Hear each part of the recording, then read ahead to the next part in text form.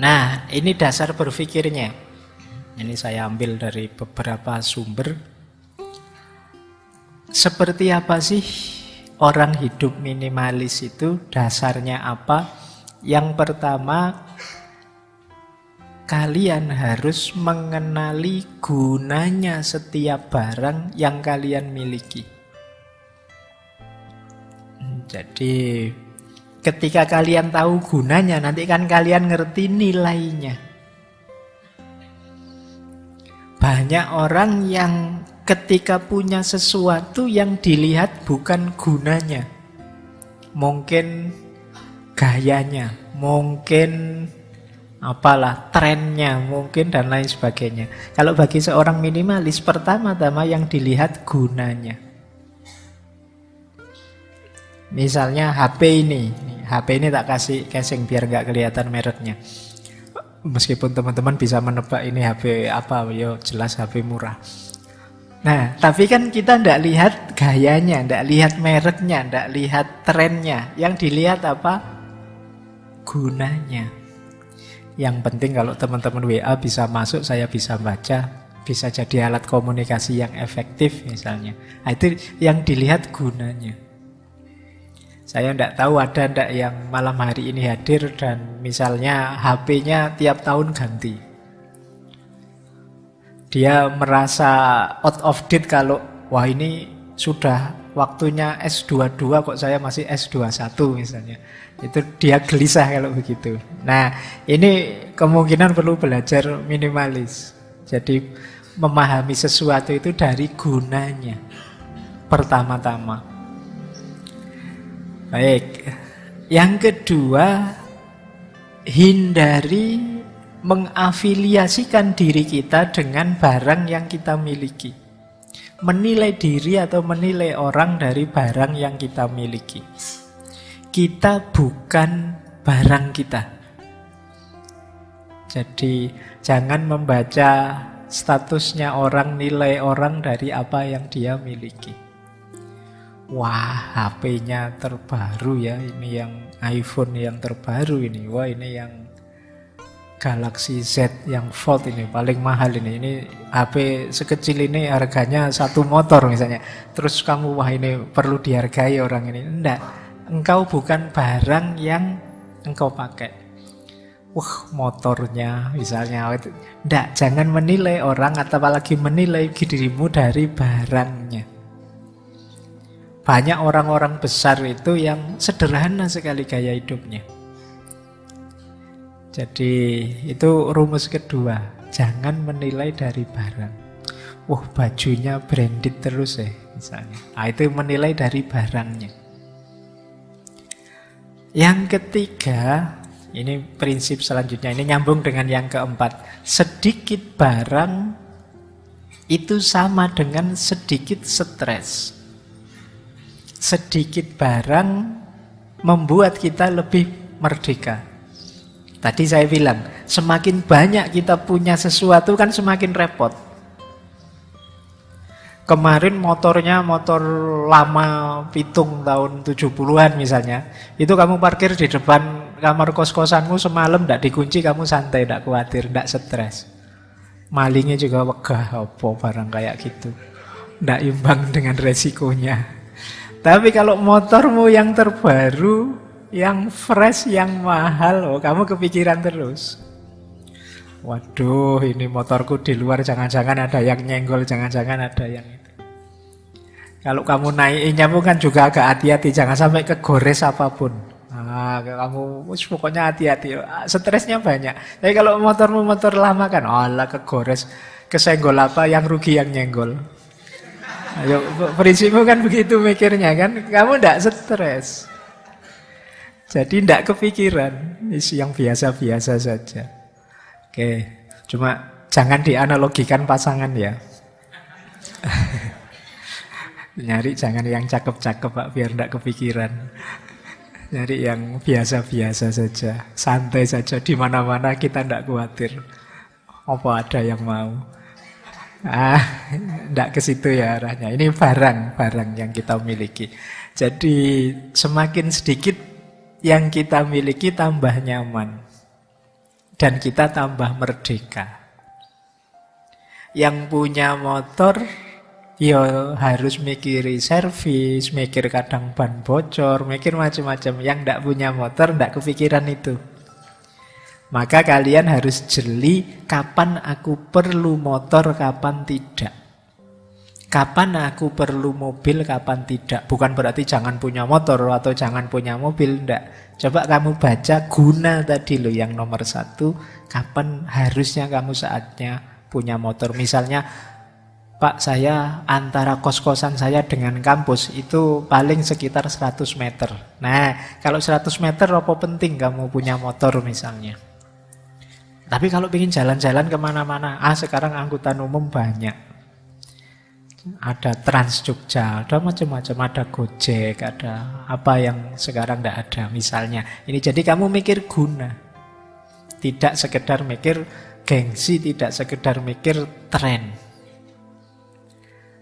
Nah, prinsip yang kelima, kalau tadi sedikit stres, lebih merdeka. Yang kelima adalah melepas keterikatan dengan barang. Iyalah misalnya kamu butuh motor, ya tetap kalian jangan terikat dengan kepemilikanmu. Kalau basa Jawane ya kalau kita punya harta, punya dunya, jangan kedunyan. Kedunyan itu sangat terikat dengan harta duniawi yang dia miliki. Jadi, ya itu tadi kayak punya motor, wah, kesenggol dikit, gores dikit itu rasanya dunia kiamat misalnya. Itu sangat terikat. Wah, kamu tidak bisa tidur kamu. Wah. Itu berarti kamu sangat terikat dengan kepemilikanmu. Mikirmu tidak simpel. Kalau mikir simpel, gores, ya sudah dibengkelkan nanti kan beres. Itu kan sederhana, tidak ruwet. Kenapa kamu stres? Ya karena kamu sangat terikat sehingga mikirnya jadi ruwet, jadi panjang. Baik, ya kalau bahasa kemarin pakai istilah overthinking. Mikirnya terlalu ruwet, terlalu muter-muter, mbok sudah simpel saja. Ya gores ya dibengkelkan, diputus ya cari lagi. Ini sederhana. Kamu mikirnya terlalu ruwet. Oke, berpikir minimalis. Pak, saya kuliah tidak lulus lah ya. Mbok kamu pikir sampai stres ya tetap tidak lulus. Memang jelas tidak lulus. Ya diulang kan gitu aja sederhana. Tapi kan kamu stres mikir berpanjang-panjang karena itu. Wah, kenapa ya tadi saya waktu presentasi kok tidak maksimal, ngomongnya salah-salah, harusnya lebih bagus. Ya sudah, sudah kejadian. Ya besok diperbaiki lagi. Tidak usah terlalu banyak angen-angen dipikir. Kadang-kadang kan kita begitu, salah ngomong saja itu menyesalnya sampai berbulan-bulan. Ngapain tadi aku ngomong gitu ya, ngapain tadi. Lalu sudah terlanjur keluar ya kalau salah minta maaf saja, selesai. Tapi kita sering bikin ruwet sesuatu yang simpel. Nah, pelajaran dari sini, lepaskan keterikatan. Biar kita tidak terlalu terikat sehingga untuk hal-hal yang tidak penting kita terus jadi baper. Terus, nah ini jadilah penjaga pintu yang baik. Maksudnya jadi penjaga pintu yang baik itu ya, barang keluar atau barang masuk itu kita harus sangat hati-hati. Penting enggak sih aku beli barang ini meskipun flash sale, meskipun serba 1000 cuma 1000-an, meskipun apa aku harus punya barang ini. Bukan urusan kamu mampu beli atau tidak, gunanya apa yang kamu beli itu. Wah, ini lumayan loh Pak, kaos ini 100.000 dapat 6. Ada yang mana beli itu? Begitu nyampe kamu kaget, aduh kaosnya kok kayak gini, mau dipakai apa ya ndak malu. Akhirnya nggak dipakai, cuma numpuk saja di kamarmu. Atau kamu pakai tidur saja, kalau ada temanmu datang cepet-cepet kamu ganti. Nah, itu kenapa? Karena kemarin kamu mikirnya ndak panjang. Kamu bukan penjaga pintu yang baik. Jadilah penjaga pintu yang baik. Jadi kamu pikir, penting enggak sih aku beli ini? Harus enggak sih aku beli ini? Apapun itu. Bahkan mungkin termasuk hal-hal yang menurutmu, ini buku loh Pak misalnya. Penting enggak sih buku? Sekarang kan banyak buku-buku yang online. yang bisa langsung diakses. Penting tidak sih kamu beli buku yang fisik misalnya, bukan yang online? Mungkin bagi sebagian penting Pak, karena saya tidak nyaman kalau baca di HP atau di tablet. Saya nyamannya ya ada fisiknya. Sementara bagi yang lain, oh enggak Pak, saya nyamannya ya online saja. Kamar saya sudah tidak cukup diisi banyak barang, repot saya ya sudah. Nah, ini kalian mikir gunanya. Maka kalian menjaga pintu itu ya filternya gunanya tadi. Tidak mentang-mentang ada yang baru. Kemudian nikmati ruang. Nikmati ruang itu kalian bisa bahagia kalau mampu menikmati ketiadaan, kekosongan, ketidakpunyaan. Jadi dalam hidup kita itu kalau kalian maunya isi terus justru sulit bahagia. Justru kalian harus latihan bahagia dengan tidak. Nikmati ruang. Tak kasih contoh ya, ada cerita masyhur sekali, banyak orang menganggap ini ceritanya Nasruddin Hoja. Jadi satu ketika ada tetangganya datang. Tetangganya ini sumpek, stres, hidup ini rasanya kok masalah banyak sekali. Datang ke Nasruddin.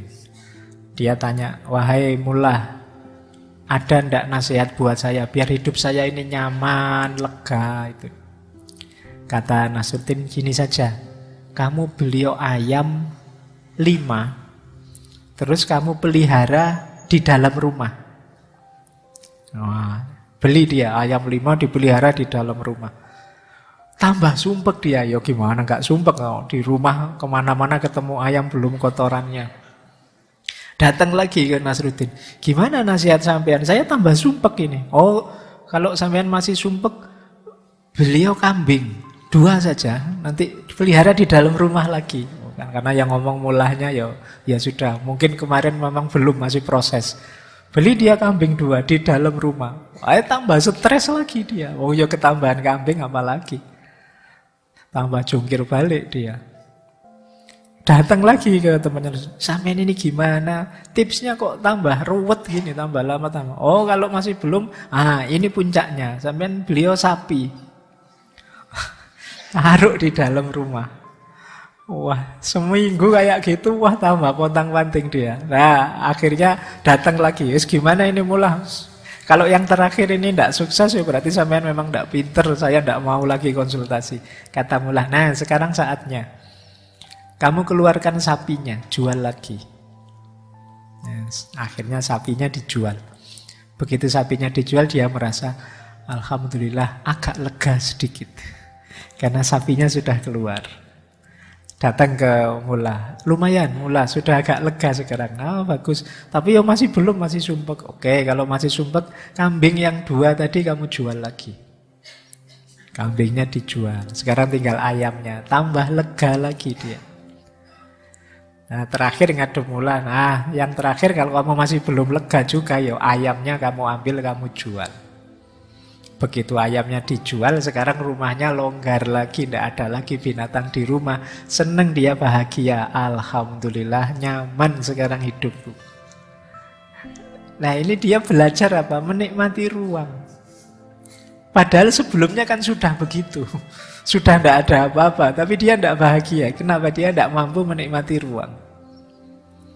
Sebagian besar kita menganggap bahwa wah rumah saya ini belum ada apa-apanya loh. Mebelnya mebel kuno, terus apa? Terus kita biasanya merasa minder kalau tidak punya apa-apa. Padahal di antara jalannya kita untuk bahagia itu kita bisa menikmati ketidakadaan, kekosongan. Jadi justru tidak punya itu ringan. Kayak tadi, tidak punya itu bebas stres, kita merdeka. Jadi ayo mampu menikmati ruang.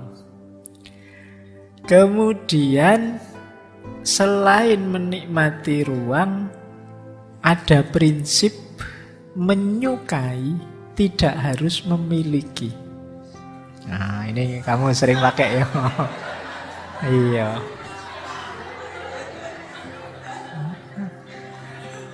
Kamu sering begitu ya.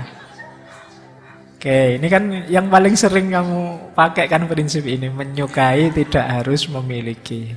Ini biasanya kalau sudah ditembak terus ditolak kan ilmu ini keluar. Jadi gini loh, kita itu terbiasa ingin punya apa saja yang kita sukai. Padahal tidak harus memiliki, kita sudah bisa menikmati itu. Misalnya, wah saya seneng es krim Pak. Kan tidak harus kita beli mesin pembuat es krim. Itu namanya menyukai tidak harus memiliki. Wah saya seneng Pak ayam yang crispy itu. Oh, terus tidak cuma beli ayam crispy, kamu mati-matian pingin beli panci atau apa yang bisa bikin ayam crispy. Akhirnya kamu beli beneran pancinya, tapi begitu mau bikin, repot amat, beli saja ada.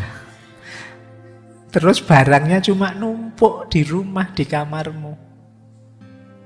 Pak ini alat perebus telur loh Pak, efektif sekali, gampang ngerebus telur. Terus kamu beli, tapi terus kamu, lah ngapain beli telur direbus repot-repot kalau di warung tinggal ngambil selesai. Jadi kita sering punya prinsip kalau suka ya beli. Saya senang sekali dengan jus Pak. Wah, terus kamu beli juicer untuk ngejus itu. Tapi yo sering tidak dipakai. Yo kamu sukanya pulang dari kampus ya beli aja jus pinggir jalan selesai. Akhirnya barang numpuk. Nah itu yang dimaksud ya, menyukai tidak harus memiliki. Yo kalian seneng baju-baju bagus kan tidak harus terus beli mesin jahit. Jadi tidak harus kamu kursus desainer. Jadi menyukai tidak harus memiliki, tidak ada hubungannya dengan pacaran ini. Ayo, meskipun ya bisa kamu pakai. Baik ya, jadi ini prinsip, ini ternyata ini prinsip luas universal. Kamu kemarin ngertinya hanya untuk itu. Ternyata yang hidup itu memang menyukai tidak harus memiliki. Terus bahagia dengan cukup. Ya hidup ini memang harus pas, tidak lebih, tidak kurang. Lebih itu tidak enak, ada tugas ekstra. Kurang juga tidak enak, berarti ada yang tidak terpenuhi. Ayo latihan bahagia dengan cukup. Cukup dengan parameter guna tadi ya, bukan parameter tren, bukan parameter gaya dan lain sebagainya. Kalau HP edisi jadul cukup untuk segala macam kepentinganku hari ini, ya sudah. Kalau laptop lama sudah cukup, ya tidak harus beli laptop baru. Kecuali memang, Pak saya ini kan mahasiswa IT Pak, saya mahasiswa teknik informatika, kalau laptop kayak gini tidak cukup Pak. Ya beli ya berarti yang cukup. Jadi cara berpikirnya begitu. Mainnya diguna, bukan gaya. Ini prinsipnya. Jadi ayo latihan bahagia dengan cukup.